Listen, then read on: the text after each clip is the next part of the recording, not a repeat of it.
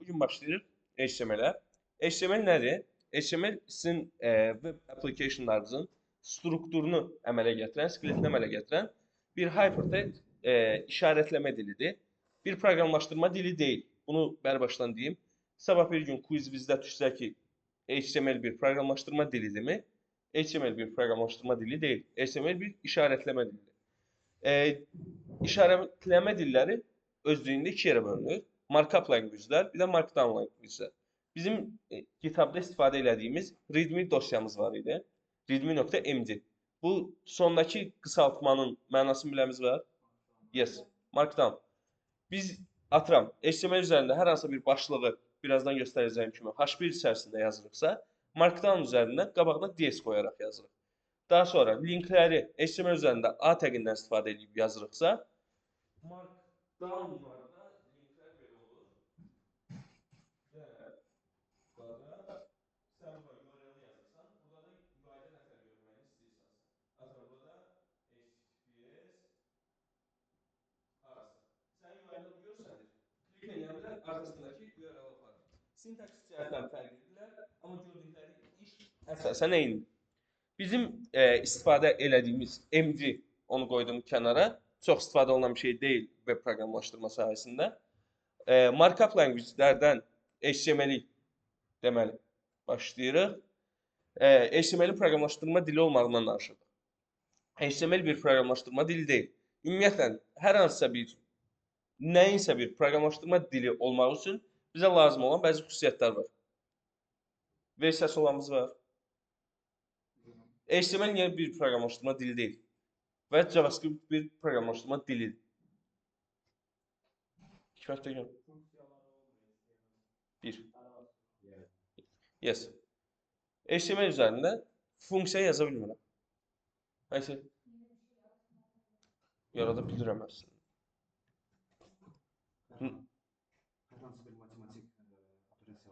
Yes. Riyazi əməliyyatlar apara bilmirəm.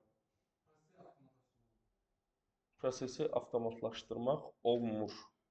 Əslində funksionallıqla eyni şey gəlir məncə. Sən zaten prosesi avtomatlaşdıran bayaq hikmətin dediyi o funksiyalar. Onlar yoxdur. Yes. Hər hansı bir alqoritm qura bilmirsiniz, dəyişən yarada bilmirsiniz, riyazi əməliyyatlar yerinə yetirə bilmirsiniz, funksiyalar yarada bilmirsiniz. Yəni, fərəzin dediyi, yazmaq istədiyiniz alqoritmi avtomatlaşdıra bilmirsiniz. Buna görə bunlar hər biri hər hansı bir dilin proqramlaşdırma dili olmaq üçün tələb olunan şeylərdir. Hansı ki, bütün proqramlaşdırma dillərində dəyişən yaradırsan, funksiya yaradırsan, atıram, daha sonra riyazi əməliyyatlar yerinə yetirirsən və s. İndi gəlirik, birinci VS Code. Siz Git üzərindən hər hansı bir iş görərkən VS Code-dan zaten istifadə edirdiniz də, artıq VS Code-dan VS Code kimi istifadə etməyə vaxtı gəlir. VS Code-un hər biriniz kompüterimizə yüklüyorsunuz. VS Code download deyirəm. Gəlsən buradan Visual Studio. Burada kim nə istifadə edirsə, ortanı inanmıram istifadə edən ola, yemək istifadə edəsiniz ya da Windows. Gəlib ən sonuncu versiya budur zaten. Bunu install edəsiniz PC-lərdə.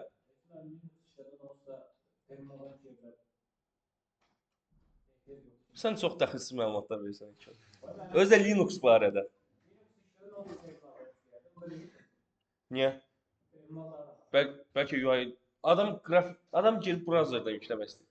Basic terminaldan. Nəysə. Hə, gəldi. Buradan klik edib yüklüyür. Gəlirəm indi VS Code-a. Excel-dən aldım. Desktop-a keçdim. Mac Directory. HTML. Hətta sizə bir dənə. Neçə oldu siz? AP205? Bu nə tərsinib? Fərəz. AP205 nə tərsinib?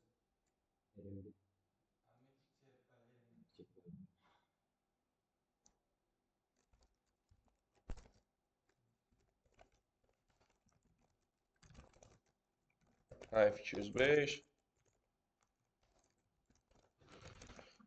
Evet. GitHub. Nokta. İçərisində heç nə yaratmamış olmasın. Yan.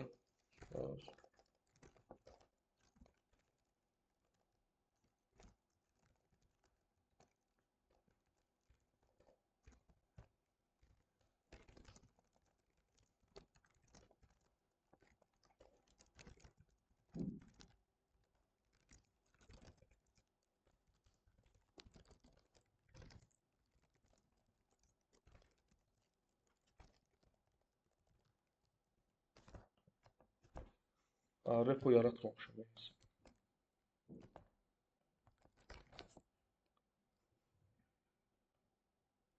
Bunu bağlayayım. Bundan sonra dərs üzərində yazdığım bütün kodların hamısını atacağım bura. Gir buradan baxa bilərsiniz dərsdə yazdığım kodlara. IF205 deyirəm. Okay, create. URL ver. Sonra nəyim qaldı? Bir dakika şöyle mən qaldı.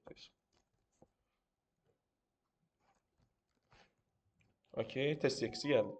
Gəlin indi. ls.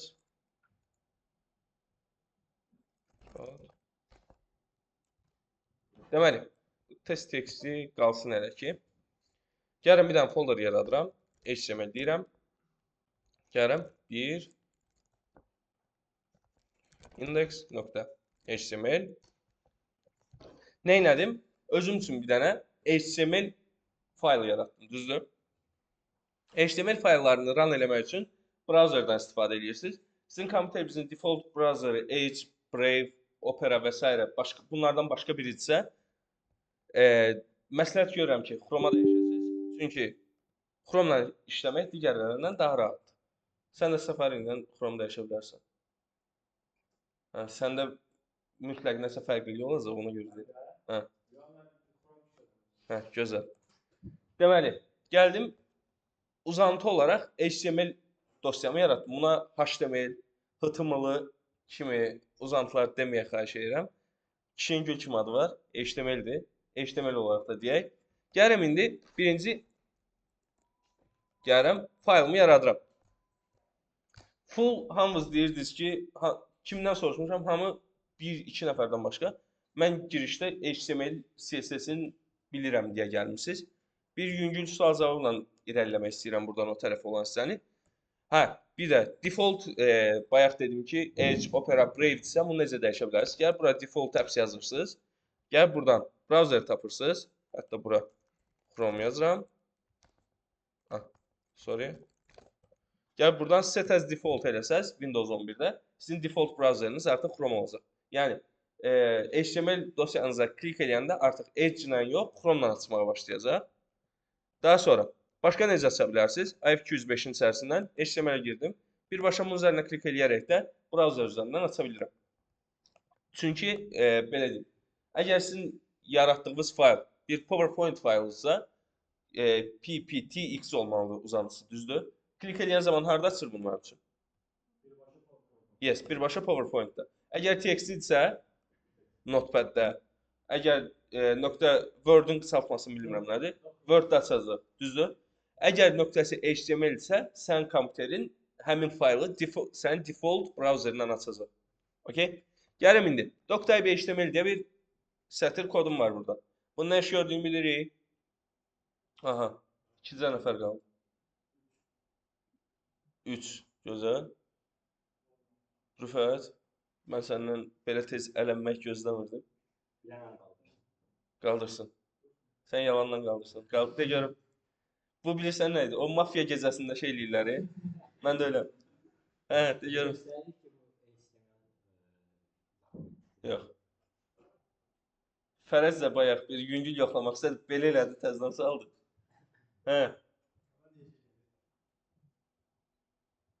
Onu de görüm. Yes.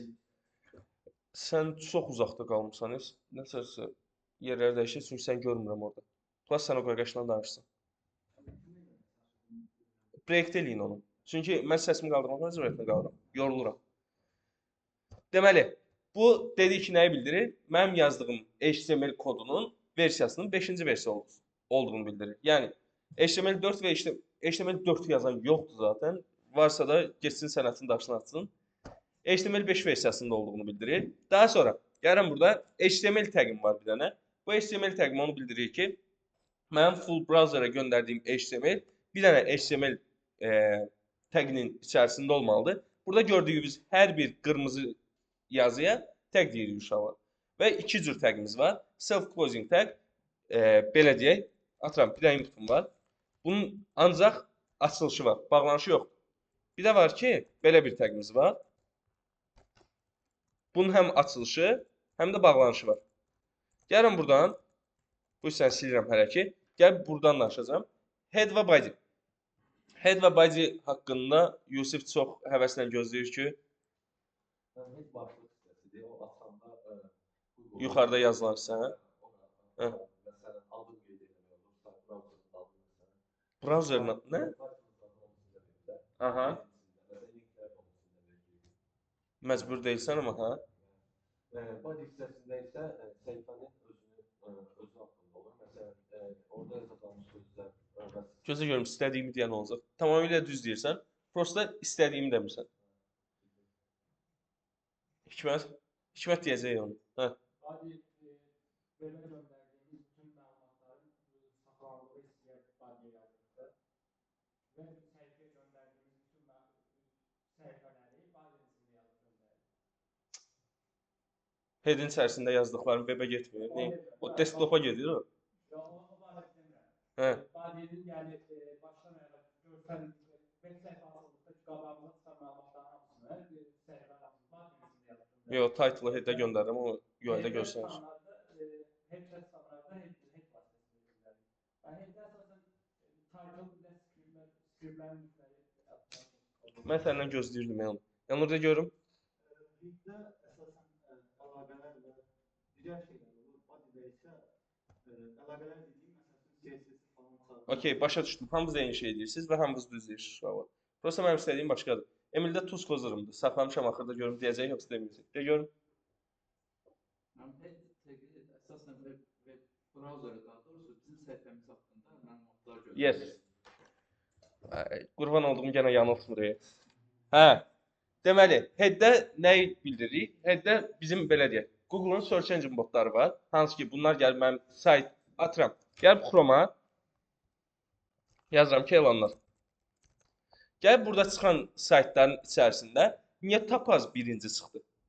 Niyə Lalafoanı, ən aşağılarda Lalafo çıxdı?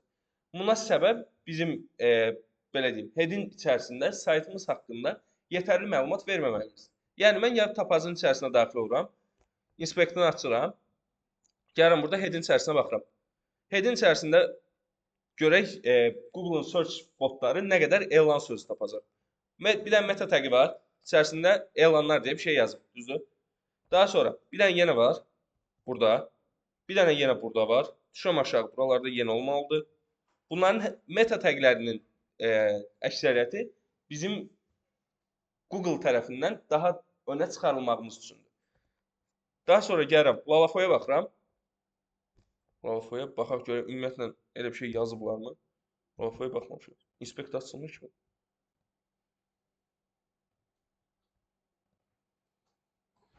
Adamlarda elə bir şey yoxdur. Preload falan skript qoşublar. Yəni, niyə Tapazın Lalafodan əvvəl açıldığını başa düşdük Google tərəfindən. Belə deyim, head'i özünüzün şəxsiyyət vəsiqəviz, body'ndə özünüz kimi fikirləşin. Sizin texniki, sizlə bağlı olan bütün bilgiləri verən nədir? Sizin şəxsiyyət vəsiqəviz, düzdür? Görsənən hissə də sizsiz. Şəxsiyyət vəsiqəvizdə olan PIN koddur, hansı ki, sizin dövlət orqanlarında, təhsil müəssisələrində, orada burada istifadə elədiyiniz 6 rəqəmli kod. Daha sonra sizlə bağlı olan hər şey şəxsiyyət vəsiqəvizdə yazılıb. Necə ki, biz saytımızla bağlı olan hər şeyi head'in içərisində yazırıq. Okay? Daha sonra saytımızda istifadə edəcəyimiz third party kodları, libraryləri hardan qoşuruq? Head'in içərisində link olaraq qoşuruq. Niyə? Çünki bizim HTML kodumuz yuxarıdan aşağı oxunur. Və head'in içini oxuyub bitirəndən sonra body'yə başlayacağına görə atıram. Mən body'nin içərisində burada belə bir dənə kodu yazmışam. Hansı ki, mən burada yazdığım kod belə eləyək. Burada kod deyim. Burada da library deyim. Library nə idi? Aysel? Kərəm ağlamaq tutdu. Lamiyə.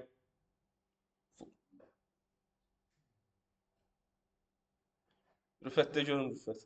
Hansı bir şablonların səhhətsiz istifadə olunması? Hansısa bizdən əvvəl hər hansısa bir qaqaş kod yazıb, adamın kodundan istifadə eləmək istəyirəm. Adam, yes.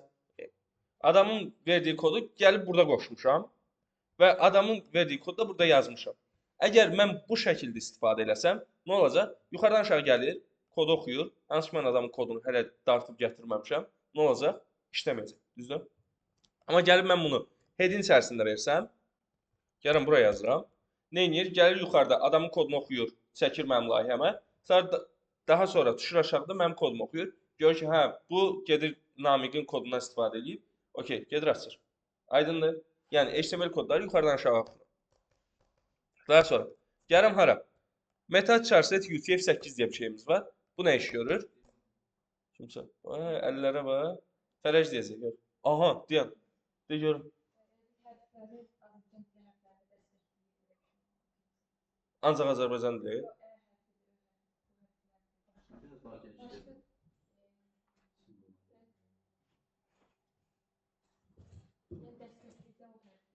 Okey, o hərfləri dəstəkləyir. Onu mən də qəbul edirəm. Prosta məsələ o deyil. Sən bu boyda şeyin içərisində bir dənə ə ilə I hərfini tutmusan ki, bu ikisini dəstəkləyir. Deyil. Yoxdur. Bilmiyorum. Etraflı değil. De görək. Meta teknoloji hakkında məlumat verir misiniz? Gəl. De görək. Ümumiyyətlə səhifəmizdə bəzi browser sürücü ki, məlumatlar verilməsi kimi istifadə olunur. Bunlar əsasən 3 yerə bölünür. Bu birincisi səhifənin responsivliyinə kömək edən, hazır ki, orada da görsəlirsiniz, bir port məsələsində birləşir bəlli edən. Gələcəm ona, gəl. Ona girmə. UTF-8 ümumiyyətlə Hə, UTF. UTF-8 Unicode transform formatdır. Bu nə işə yarayır? Bu bizim bütün dünya dilləri və bütün simvolları işarələnməyimizə kömək edir. Bunu həmçinin ASCII da dəstəkləyir. Bu nədir? Amerikan Code Information Interface-dir. Bu 1960-cı illərdə İngiltərədə yaradılır. Bu əsasən bizim burada 32 kod nöqtədən kiçik simvolları təmsil edir. Bu hansı ki, tab, deret kimi 127 dənə alır. 232 və 127 deretdir. Danışma. Bilgi kirliliğidir. Heç kim qulaq asmayacaq. Okey. Düz deyirsən. Prosta həqiqətən bilgi kirliliyidir. Sən onları deyib qutarandan sonra uşaqlar mənim dediyimə qulaq asmayacaq.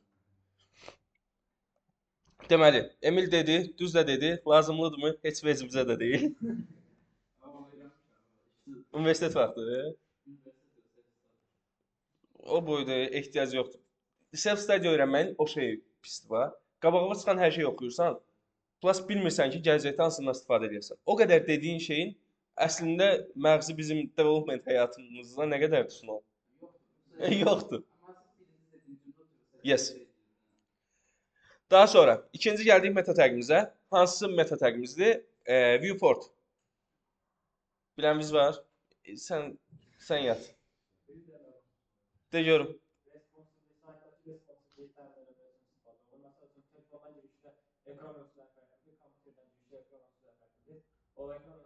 Yavaş danış. Düzdür.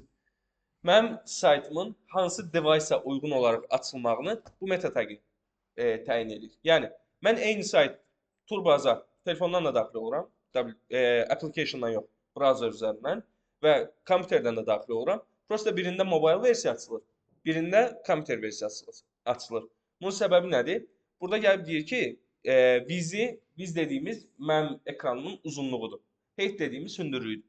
Deyir ki, vizi sənin device-ın vizi qədər olsun və initial scale-ı, yəni yaxınlaşdırması 1-ə bərabər olsun, yəni yaxınlaşdırmasın, olduğu kimi göstərsin və buna əsasən mənim daxil olduğum sayt mənim hansı device-dan və neçə piksellik bir device-dan daxil olduğumu bilir və əgər developer həmin responsivliyi nəzərə alıbsa, həmin saytı bizim üçün açır. Okay? Və həmin ekran ölçüləri üçün. Atıram, mən belə deyim, ən aşağı piksel 320 piksel yazılır bu dəqiqə. O da iPhone 5S. Ondan aşağı ekranlar üçün front-end tərəfdə biz heç bir şey yazmırıq.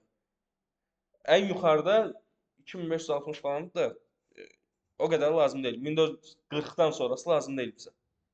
Ondan sonra zaten hamısı eyni görsənir. Deməli, gəlir nə edir? Baxır ki, mən girmişəm 460 piksellik bir ekrandan. Əgər mənim front-end developerim bu ekran üçün bir responsivlik yazıbsa, gəlir həmin responsivlikdə olan səhifəni mənim üçün açır. Aydındır? Gözəl. Gəlim title hissəsinə. Title nədir?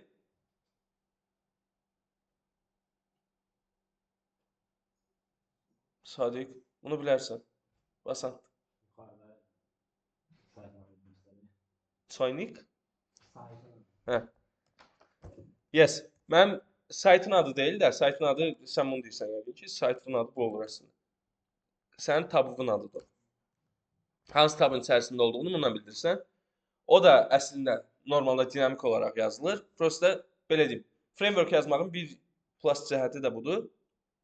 MVC layihə yazan zaman bunları dəyişdirmək üçün biraz əziyyət çəkirsən. Amma frameworkun içərisində bunu yazmaq çox asandır. Bir dənə helmet atırsam isə. Daha sonra body hissəsini dedim. Body nə iş görürdü? Mənim saytımın görsənən tərəfi, düzdür? Head mənim texniki bilgilərimi özündə saxlayır. Headin içərisində mənim, daha doğrusu body'nin içərisində mənim saytımın görünən tərəflərini görə bilərik. Okay? İndi bir dənə break edirik, mən boğazım qurudu. Ondan sonra gəlirəm, yeni təqlərə başlayırım.